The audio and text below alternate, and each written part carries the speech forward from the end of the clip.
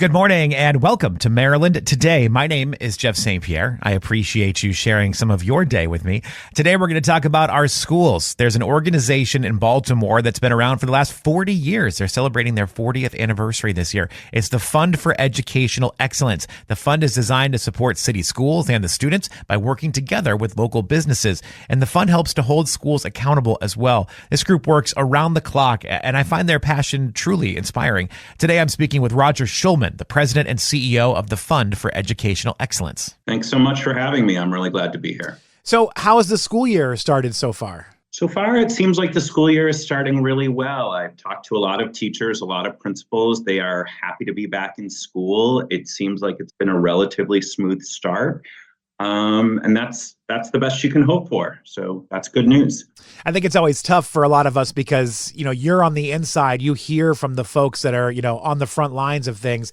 We see the stories coming from the news, and sometimes it's hard to decipher, the good from the bad, because obviously bad takes more headlines. So we see some of those things and we don't realize how much good is happening too. I think that's a really good point. Baltimore City Public Schools has 163 schools. There are 76,000 students, and getting all of it right for every student is hard and complicated. And when it is not right, that is deeply personal to the student. It's deeply personal to the family. And so we hear about those stories. And by the way, I don't think we should ignore them, but I think in the context of the big picture and understanding the scale and scope of the school system and the complexity of it, it's important to consider that as well when looking at the big picture. That was such a great answer to that. That was such a good answer. And it puts it all into perspective when you lay it out numbers wise that way too. And I imagine it's got to be hard for folks like you and your position and other people that are trying to get the message out about what's going on in city schools, especially when you have certain local media outlets that seem to have it out for you guys, which it's like relentless sometimes. It absolutely is. And look, I think just as I was saying before, I think context always matters. And when you take the context out of a story, you're left with details that just don't paint the full picture of what's happening. And look, as an organization, we want our school system to be better. We want better outcomes for kids in Baltimore City Public Schools, but we also recognize that the work is incredibly hard. Very good people are working very hard every single day. And there are things to celebrate. And we don't want to paint only the rosiest picture of what's happening in Baltimore City Public Schools, but we do want people to understand that there is success, and that success is hard won, to be honest. Yeah, oh, for sure. Yeah, you got to take the good with the bad in a lot of these things too. So tell me more about the Fund for Educational Excellence. Sure. The Fund for Educational Excellence, we are very excited. We are celebrating our 40th year of work in Baltimore City Public Schools. It was the idea of then Mayor William Donald Schaefer to think about the city having an organization that could help bridge the gap between the public school system and the private sector in Baltimore to help get everybody working together and move the school system forward in a way that would be beneficial to kids. And 40 years later, that is still very much at the core of what we do, but we've obviously evolved and expanded as time has gone on. But at the very center of what we do is trying to think about what it takes to provide an excellent education to all 76,000 students in Baltimore City. You mentioned that part of the formation of this was to help bridge the gap between the public school system and the private sector. Why is that important to bridge that gap? Yeah, I think one of the things that I think is hard for people to understand sometimes, this is one of those context situations we were just talking about. I think there is an evergreen truth, right? Which is that it takes more money to educate kids who live in poverty. Mm-hmm. And so there is a fact that Baltimore City Public Schools gets the second highest per pupil amount of money in the state.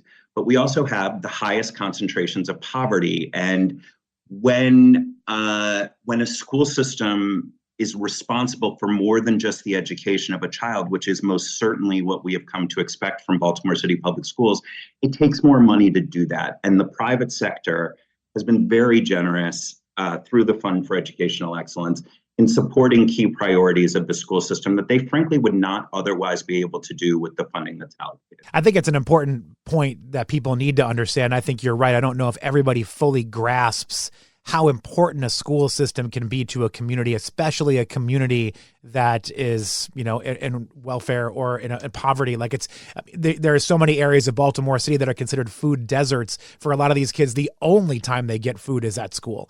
And then you hear people, complaining about free lunch program. Like these kids need to eat, and the school is the place where they can do it. So it's really, I think that message sometimes is so hard to get across to folks that live in different areas where they're not dealing with those same problems. Yeah, I think that's exactly right. When you think about all of the issues that come out of poverty, right? Housing and mental health and physical health and food instability and crime, all of these issues that disproportionately affect people in poverty by their definition, I suppose, they all come together in the schoolhouse. And we have come to expect the schools to help solve those problems because that's where the kids are. That's where we know they're going to be. And we can debate whether or not that's right or wrong. I'd love to have that discussion, frankly, but that is what is. And if you're going to ask schools to compensate for all these other ways that poverty affects children and families, it takes more money to do that. And that is just a reality. Yeah, I've talked to friends that have worked at the Pratt Free Library as well, and they mimic that sentiment. You have the schools when they're younger, then as people become adults, the library becomes that home. The library becomes that centerpiece of the community where people can go. And I think it's so interesting that education seems to tie all of this together. Education is the pillar of the community in so many of these places. I think that's exactly right. And so part of what we want to do with the Fund for Educational Excellence is make sure kids are being served well. And that means creating different types of programs for them. That means making sure there are middle school athletics for kids, not a club team that kids have to join in order to be able to participate in sports. That means we have to make sure there are mental health options for kids inside of schools. And that, to your point a few minutes ago, that there are meals provided to kids, because that, for many, many of our kids, that is where they are getting the vast majority of their food during the course of a week, for sure. I can tell you're very passionate about this subject. I'm kind of curious, how did you find yourself in this position? How did you come to the Fund for Educational Excellence?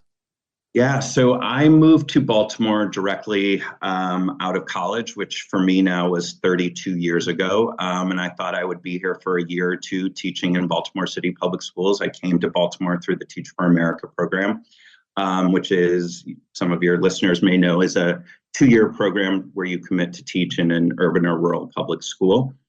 So I thought I'd be here for 2 years. And those 2 years in the classroom affected my life in a way that I just didn't anticipate, to be totally honest. And I've never left Baltimore, and I've never left education. And trying to figure out how we make this part of our system the best that it can be, I think is such a crucial lever for evening the playing field for everybody in this country. And it has become a passion for me, and it's become my life's work. And yeah, I'm not sure I can think of anything better for me to be doing. Well, I love it. I think a position like this needs to be filled by someone like you. I think so. I appreciate that you've found this calling and that you're doing this and you're fighting for the kids and the teachers and everybody involved in the school system. Look, I think what we do at the Fund for Educational Excellence is really important work. And I also sit in awe of the people who work directly in schools and directly for the school system, who are deep in the trenches of this work every single day. I think they are heroes. I don't think we celebrate and honor them enough. And that is something that we are also working to do at the Fund for Educational Excellence, is celebrate those who are in the schools working with kids and families every single day. And we spend a good bit of our time through an initiative we call the Heart of the Schools to celebrate those who are working most closely with kids. I love how involved your organization is with getting feedback and speaking with the people, like I mentioned earlier, that are on the front lines of this, because I think sometimes those voices can go unheard. I think you look at a school system or you look at what the direct needs may be, but when you have those conversations, you realize the nuance or the context for what really, context seems to keep coming back up in this conversation, but it is so important in a situation like this. And I think the fact that your organization really dives in to hear, what do you guys need? What is it that we can help you with? That's so important. Thanks for bringing that up. That's become a very important part of the work that we do, and something, again, we invest a lot of time and resources in, all for the sake of trying to understand the experience of those who are the biggest stakeholders of Baltimore City Public Schools from our perspective, which are the students and their families. And you're right, we want to understand when we're in conference rooms talking about big issues, whether that's college readiness or frankly, transportation, how kids get to and from school every day, or why teachers stay or leave the school system. We sit in conference rooms and have those conversations with really smart people who care a lot, but we don't have the voices of those most affected at the table. And we feel really, really strongly about going out and talking to as many of the people who are closest to the issues as we possibly can, and then trying to codify what we've heard into a report with recommendations of ways that we can accomplish the goals of the school system in a way that meets the needs of students, families, or those closest to the problem we're trying to solve. And that has become a really, really important piece of our work and a huge priority for us in all that we do. Absolutely. You talked about celebrating the good moments and the positivity that happens. What are some things that you've seen that have really, just been great advancements, great things that have come through in the last few years in your time here?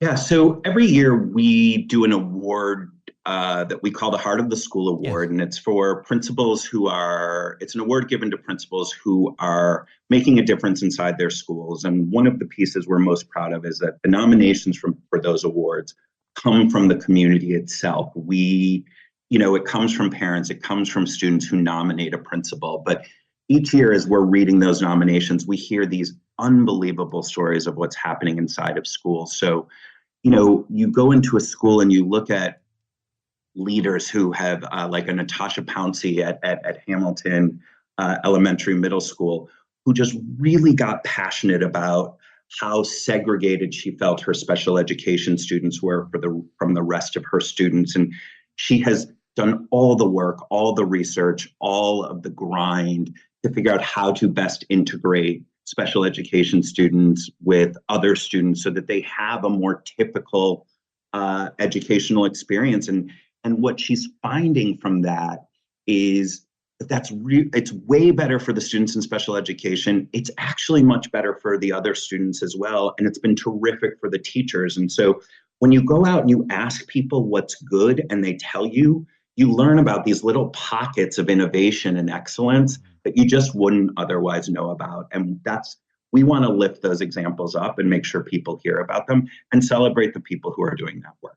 I'm a little biased because my wife is an educator, but you will never find a more passionate person in this world than a teacher. Like it blows my mind sometimes the amount of their lives that they dedicate on the clock and off to these kids and finding out the right way to serve them and make things better for them. Just hearing your story from Hamilton, it's fascinating to me. Like I love these people deserve so much more than they get. It's 100% true. I mean, one of the things that's been so interesting for us is there are things that we do around this work that we just call soft touch, right? Like they don't take a ton of effort for us. Frankly, they don't cost us a lot of money, but we have something called the Share Some Love campaign, right? Where people can just write notes to teachers and those notes get filtered to the teacher themselves. And it is amazing for how much teachers do, what they sacrifice, what they give of themselves, how little they ask in return, and how a note from a parent, a note from a student who knows their work well, to just says, thank you for doing this, or I appreciate these teachers. I mean, I'm not exaggerating. They're sobbing when they get these notes and they are so moved by them and they ask for so little in return for what they do. And I do think when I say we, I mean our community needs to do better in just recognizing a little bit of acknowledgement for the incredible work that teachers do in schools every day. It's really hard. So the Fund for Educational Excellence, what's on your agenda now? I'm sure you've got a long list of things that you're working on and you're hoping to see come to fruition here in the near future. But what are a couple of things at the top of your list? Yeah, so there are 2 to 3 things we're really focused on right now. One is we are doing our next report, right? So we are out talking to students right now about what's making them feel connected or a sense of belonging to school. What keeps them coming to school every day? If they're not coming to school, why aren't they? And understanding that. And frankly, in light of this unbelievable situation of the number of school shootings we're seeing in schools, understanding how kids feel inside a school is really, really important. So we are in the middle of those interviews and looking forward to sharing what we learn from students about what matters to schools.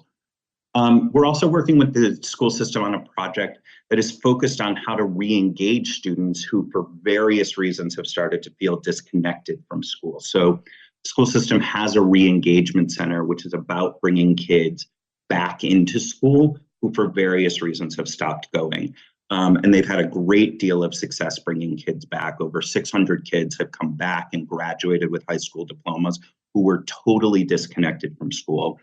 And we are looking to think about what it takes to lift that work up and expand it to be able to bring more kids back into it. If people want to get involved or if they want to find out more information about what you're doing, where should they go? Everyone should visit our website, which is ffee.org, and you can hear all about our past work, our current work, and where we're trying to go in the future. And if you want to get involved, there are plenty of ways to do that. Again, the website is ffee.org. You can find out more information about the Fund for Educational Excellence. Roger Schulman, President and CEO of the Fund, thank you for your time. Thank you for your hard work. We so appreciate it, and I know the community does as well. Thanks so much for having me.